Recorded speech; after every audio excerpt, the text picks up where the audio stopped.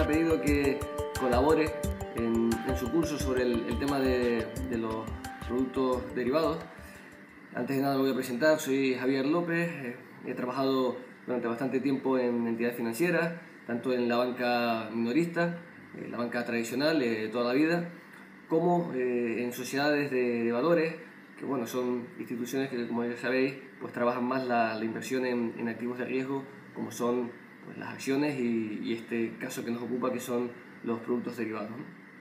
La misión de este vídeo es darle un formato muy práctico a lo que ustedes tenéis ya en los apuntes. De nada sirve que yo coja el PDF y empiece a leerlo, eso lo podéis hacer ustedes. Yo intentaré darle otra visión, otro toque, quizás a lo mejor demasiado simple, pero insisto, yo lo que quiero es que os quedéis con una idea, aunque sea muy básica, de ciertos productos. Voy a empezar por el índice, no voy a detenerme en todo, sino lo que yo así a simple vista pues considero más importante. Voy a empezar pues por el apartado 1, ¿no? Dentro de los riesgos financieros, evidentemente vivimos en un mundo pues convulso, con quiebras incluso de determinadas empresas, sobre todo a partir del famoso año 2008, que fue un año que marcó un antes y un después con la quiebra de Lehman Brothers. Y hago un matiz sobre esta cuestión porque de todos los riesgos que veréis, el riesgo de crédito, el riesgo de liquidez, me voy a quedar, para que lo tengáis en la cabeza, con el riesgo de mercado. El riesgo de mercado es un riesgo pues totalmente intangible. Imaginad ahora mismo que hacéis ahí en el aula pues una encuesta de qué probabilidad hay de que el techo que está sobre vuestras cabezas se caiga y se desplome de un momento a otro. Es un riesgo que evidentemente está ahí, tiene su probabilidad, que es muy reducida, pero no se debe despreciar, porque cuando ocurren este tipo de sucesos, quiebras de bancos como los de Lehman Brothers, pues luego pasa lo que todos ya sabemos, ¿no? Una casi quiebra sistemática del sistema financiero. Esto parece muy dramático, pero todo lo demás quizás está muy computarizado, pero el riesgo de mercado es muy difícil de medir. Y tenéis, por tanto, ustedes que asumirlo, interiorizarlo y a la hora de hablar con el cliente, saber exponerlo en mercado. Así que no voy a extenderme más, solo matizaría que el riesgo de mercado es algo que pasa desapercibido porque nadie se pone a pararse a pensar, oye, ¿puede quebrar esta entidad financiera? ¿Puede quebrar este país? ¿Puede quebrar Grecia? ¿Puede quebrar Venezuela? Evidentemente, hay ciertos activos como los bonos que a medida que las tensiones empiezan a aumentar, pues estos activos empiezan a depreciarse, ¿no? Con lo cual ya reflejan ese valor de ese riesgo del que estoy hablando, ¿no? Bueno, el tema de los productos derivados, para haceros una idea de por qué surgen, tampoco quiero extenderme demasiado con este tema.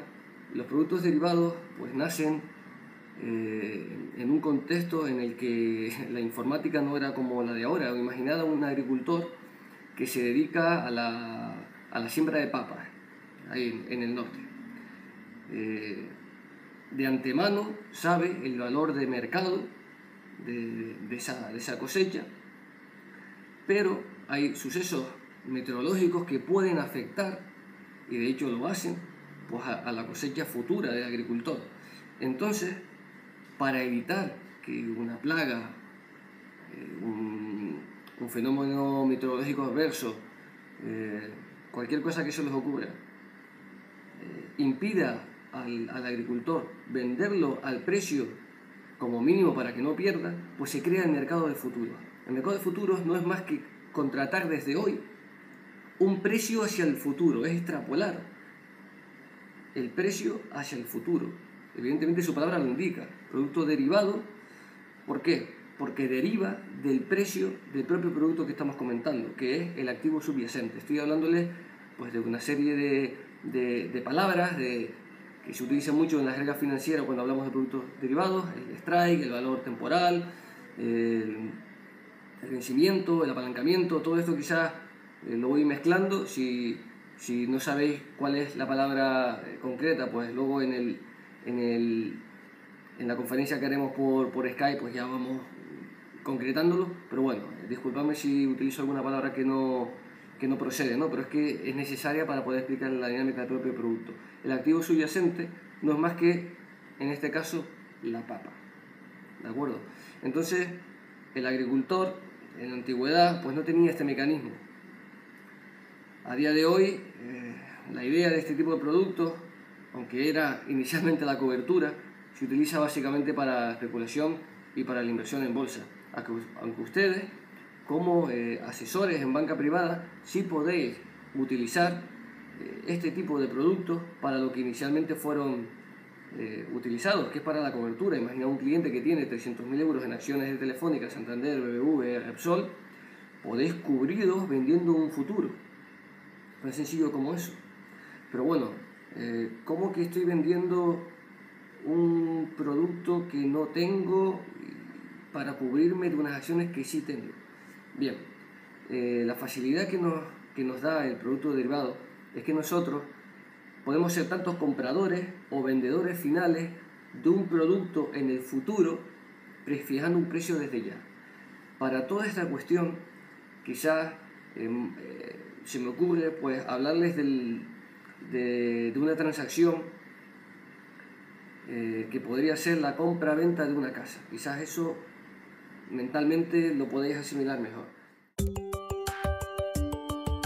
Bien, imaginad por un instante que tenemos la posibilidad de comprarle la casa a Alejandro. Alejandro, uno de ustedes y yo, ahora mismo llegamos al acuerdo de que esa casa vale 100.000 euros. No obstante, la operación no la vamos a hacer hoy, la vamos a hacer en el futuro. Y por eso vamos a utilizar un producto derivado, en este caso, un futuro de la vivienda, ¿no? Un producto que realmente no existe, me lo acabo de inventar, pero lo que quiero que asimilen el concepto que está detrás del producto, del futuro, ¿no? En fin, Alejandro tiene la casa, vale 100.000 euros, pero yo estimo que esa casa vale 300.000. Vale, tengo información X, sé que el Sheraton va a poner ahí una cadena de hoteles impresionante con un campo de golf. Eso se va a revalorizar y eso va a valer 300.000 euros. Uno de ustedes piensa todo lo contrario. Ahí van a montar un vertedero, ese precio está inflado. De hecho, en el futuro, pues con todos los problemas que va a haber ahí con los vecinos, ese piso va a valer como mucho 20.000 euros, cuando todas esas noticias negativas empiecen a afectar al valor de mercado. Uno de ustedes lo ve fácil. Si hoy logra prefijar un precio en 100.000 euros cuando sabe que en el futuro va a valer 20.000, esa operación, si realmente llega eso a producirse, esa persona ganaría 80.000 euros, que es la diferencia entre los 100.000 euros que hoy prefija y los 20.000 euros que valdrán en el futuro. Por eso hace la operación y por eso él vende un contrato de futuro. Él se coloca como vendedor. Él no tiene la propiedad, pero él vende hoy. Esto es importante. Hoy vende un contrato en 100.000. En el futuro, la operación contraria a vender es comprar, con lo cual ya se cierra. Si vende hoy en 100.000 y en el futuro compra en 20, venta menos compra, se casan y la diferencia, en este caso positiva, porque está vendiendo más caro de lo que compra, ganaría 80.000. Evidentemente, si yo tengo razón y ponen ahí el hotel y ese piso vale 300.000, ¿cuánto perdería él? Perdería 300.000 menos 100.000, porque él se obliga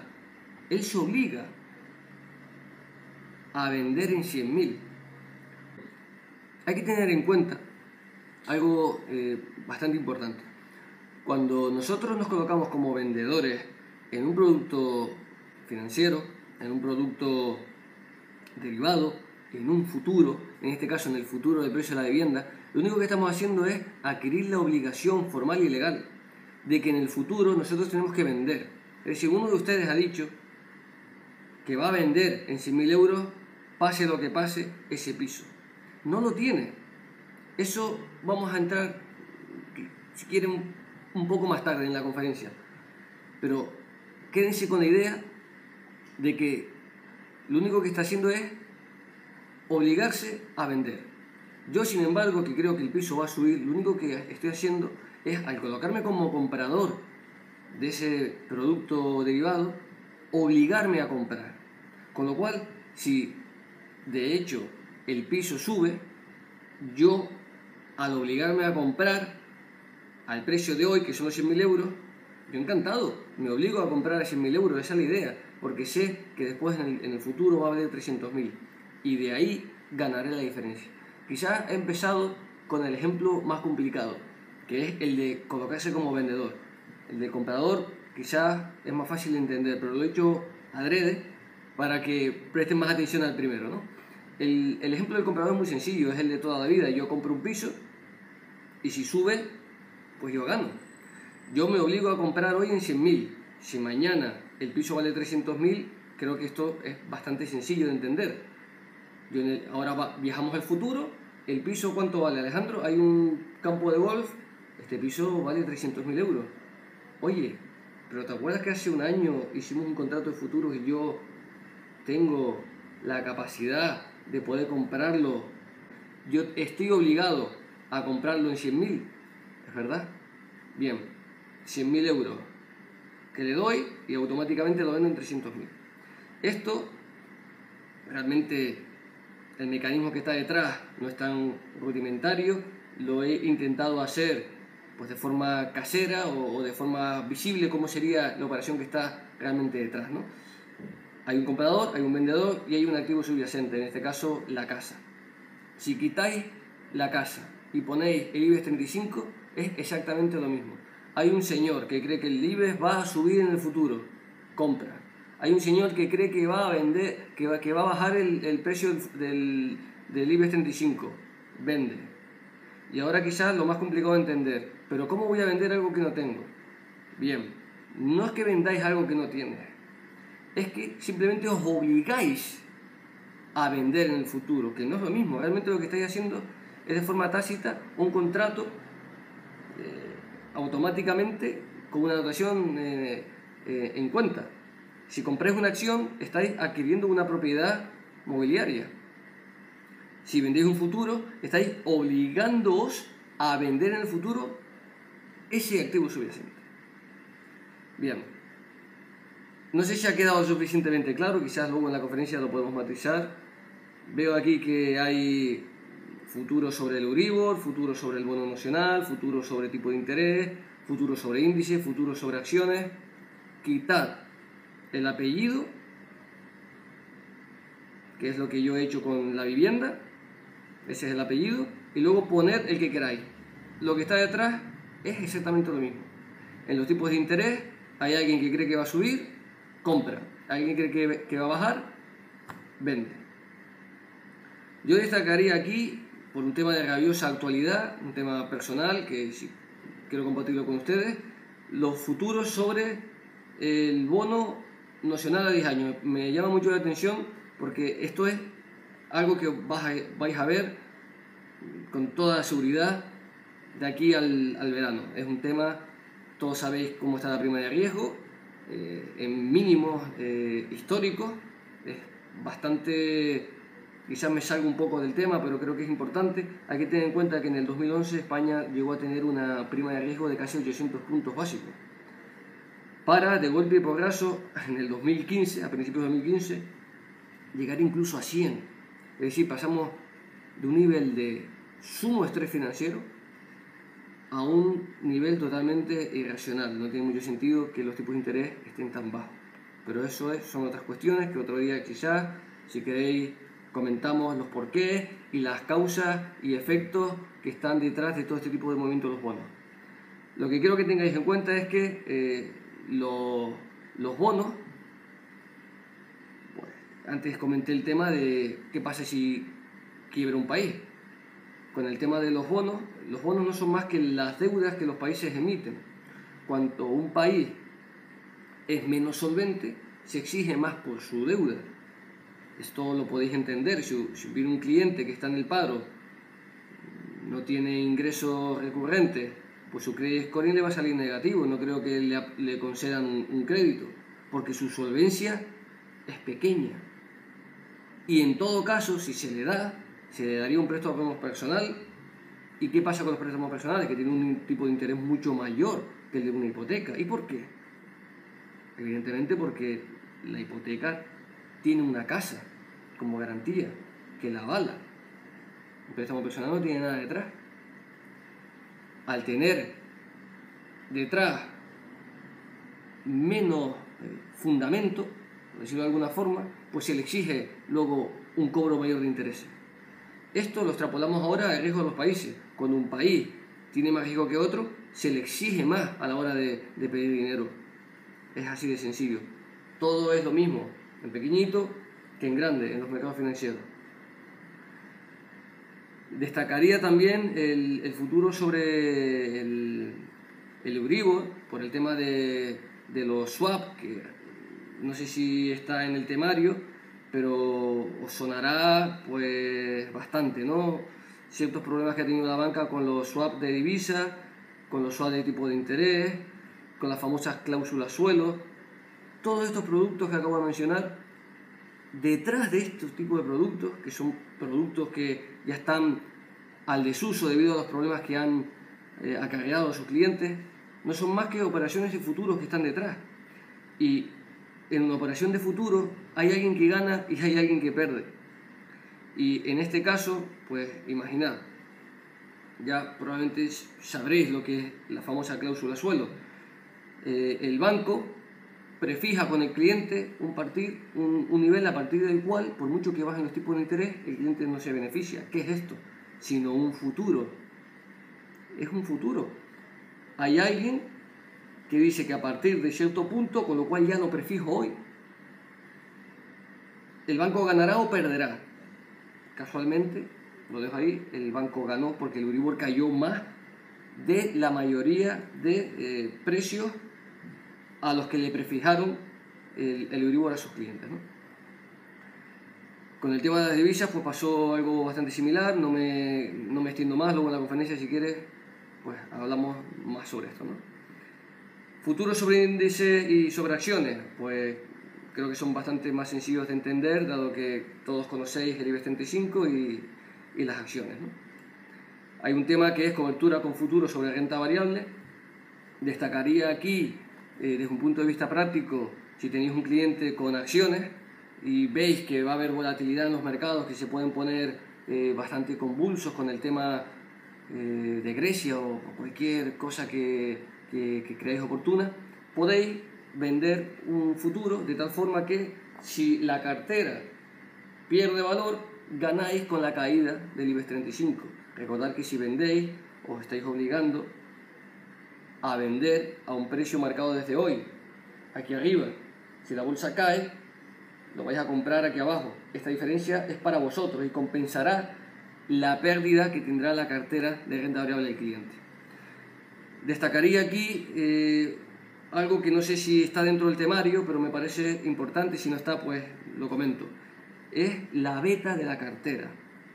La beta de la cartera, digamos que es la velocidad con la que se mueve la cartera del cliente en comparación con la velocidad con la que se mueve el IBEX 35. Como ya sabéis, el IBEX 35 es el índice de referencia en España. Ahí están las 35 acciones de mayor capitalización bursátil de nuestro país. Y si nosotros tenemos a un cliente con 300.000 euros, en los cuales su cartera principal es Telefónica, Santander, Repsol, Iberdrola, BBVA y Santander, os aseguro que con estos valores prácticamente es lo mismo que tener el IBEX 35, porque son los valores que más ponderan en el índice. Esto significa que la beta de la cartera del cliente es 1. Es decir, si el IBEX se mueve un 1% hacia arriba, la cartera del cliente se va a mover en entornos de un 1%. Sin embargo, si tenemos una cartera diferente a 1, por ejemplo mayor a 1, en este caso 2, significa que la composición de la cartera es mucho más agresiva en velocidad que la del IBEX 35. Si el IBEX sube un 1, la cartera del cliente va a subir un 2. Y si cae un 1, va a caer un 2. Aquí el perfil de inversión es todavía más arriesgado, porque se va a mover más. Con lo cual, pues para poder cubrir perfectamente la cartera, aunque hay una serie de fórmulas que si el que esté interesado pues me la puede pedir, pero bueno, en este caso, si es el doble, pues podéis comprar el doble de futuros y así ya os cubrís, ¿no?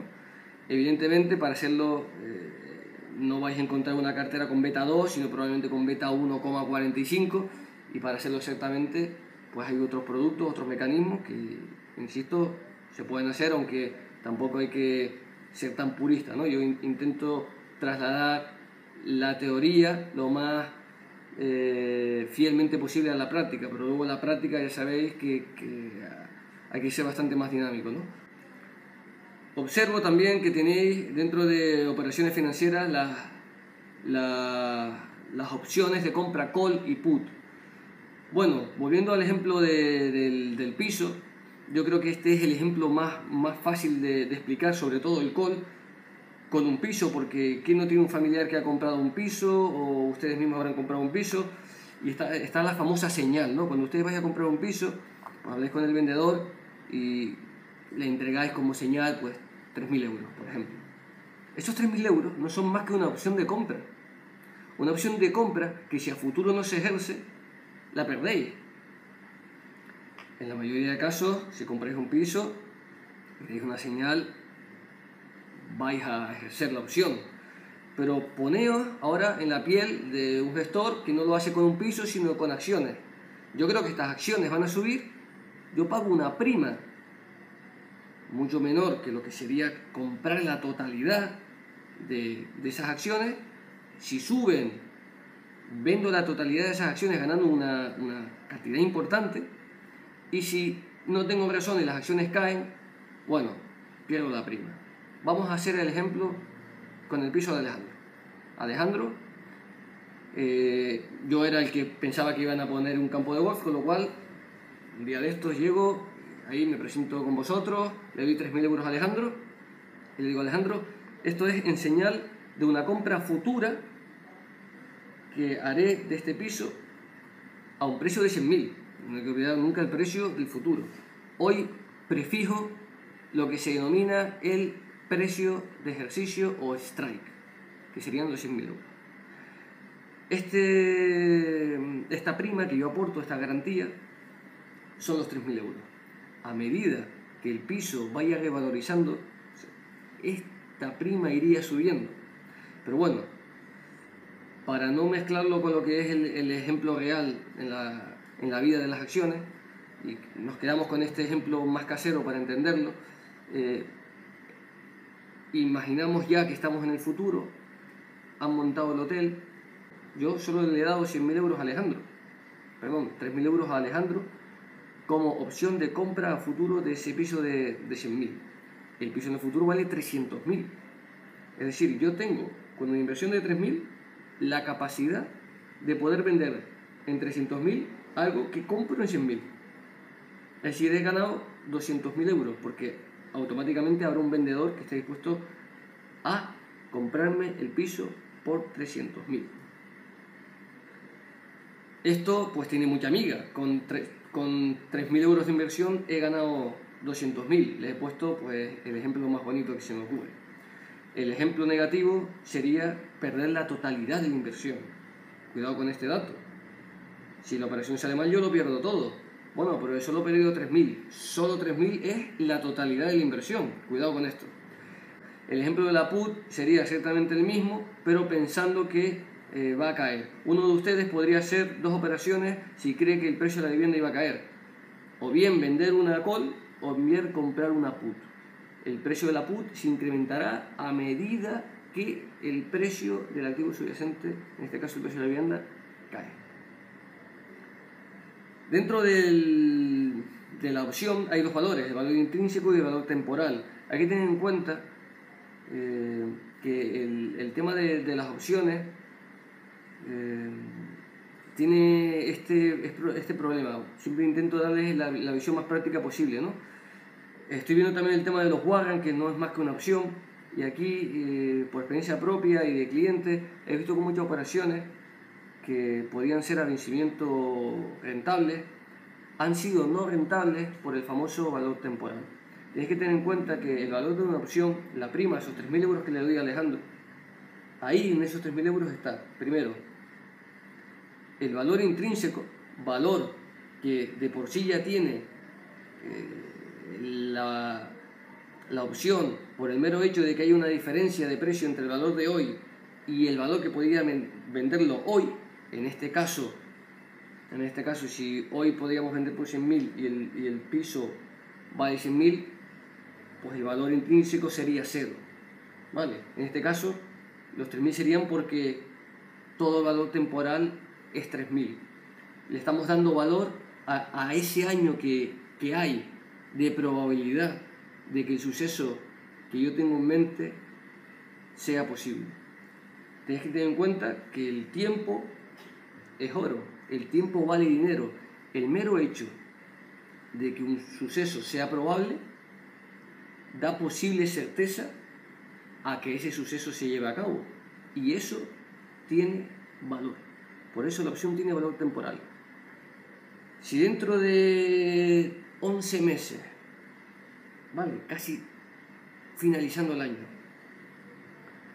el valor de la propiedad sigue en los 100.000 euros, ni se ha montado el hotel y ni se ha montado ahí el vertedero, sigue básicamente igual, yo que puse 3.000 euros ya no recuperaría los 3.000, porque el piso sigue valiendo lo mismo, pero queda menos tiempo ya para que mi visión de ese campo de golf, y por tanto que ese piso valga tanto, sea posible, con lo cual esa prima ya habría visto drásticamente su valor disminuido, ¿no? En este caso, pues la prima podría ser quizás 50 euros. Es decir, el precio no se ha movido, Alejandro sigue teniendo un piso que vale 100.000 euros, yo le he dado 3.000, pero no recuperaría los 3.000. Esto es importante en las opciones. Las opciones hay que hacerlas cuando hay visión de un cierto movimiento, ¿no? Y si el mercado se va a quedar lateral, pues ahí vemos otro tipo de operaciones combinadas, que son el straddle, strength, spread, es comprar una call, comprar una put. Quizás esto es algo más complejo, pero bueno, lo que está detrás realmente no son más que este tipo de opciones.